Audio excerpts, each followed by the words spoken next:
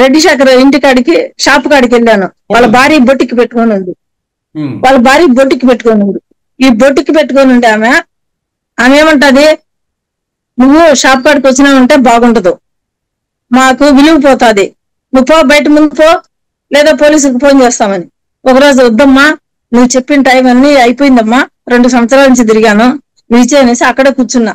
అక్కడ కూర్చుంటే పోలీసు వాళ్ళు ఫోన్ చేశారు.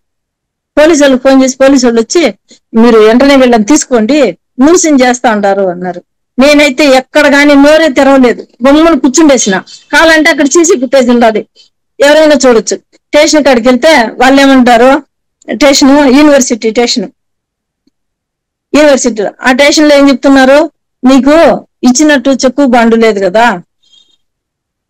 నీకు ప్రూఫ్ లేదు, మేమేం మాట్లాడేది అంటున్నారు. కరెక్టే. ఇప్పుడు మీరు డబ్బులు ఇచ్చింది రెడ్డి శేఖర్ రాయలకి ఇచ్చారు.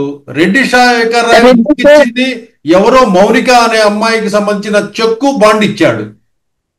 మీ దగ్గర రెడ్డి శేఖర్ రాయలు మీరు ఇచ్చినట్టు సాక్ష్యం లేదు. అంటే రెడ్డి శేఖర్ మిస్గైడ్ చేశాడా, మీకు చదువు రాదని డబ్బు తను తీసుకొని ఇతరుల చెక్కు బాండు మీకు ఇచ్చాడా అనేది. నాకు చదువు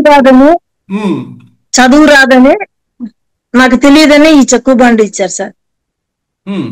తర్వాత ఆయన మాట్లాడే తీరు మారిన తర్వాత నేను ఆయన వాయిస్ రికార్డులు చేశాను సార్. నేను అతను ఇస్తాను అని ఒకసారి అంటాడు, నన్ను పోలీసు వాళ్ళు నన్ను పట్టకపోతుండారు అని ఒకసారి చెప్తాడు. నేను కాబట్టి తప్పించుకొని వస్తున్నాను, 5 రూపాయలు వడ్డీకి ఎట్టించినావనేసి నన్ను పట్టుకుంటాండారు అంటాడు. అది నువ్వు ఎంత ఇచ్చుకున్నావు నాకెందుకు? డబ్బు వడ్డీ వ్యాపారం కోసం ఇచ్చారా? నిజం చెప్పండి. వాస్తవంగా రెడ్డి శేఖర్ రాయలకి వడ్డీ కోసం ఇచ్చారు మీరు, అంతేనా సార్? నేను తీసిచ్చింది వడ్డీకే సార్, వడ్డీ కోసమే తీసిచ్చాను. 2.5 రూపాయలతో మాకు ఇస్తాడు, 2.5 రూపాయలు ఆయన తీసుకుంటాడు. ఆయన తీసుకొని ఇచ్చినాడు, 2 నెలలు ఇచ్చాడు. ఆ తర్వాత ఏమి ఇవ్వలేదు. తర్వాత ఇతను తీసుకొని అతనే తీసుకుంటున్నాడు.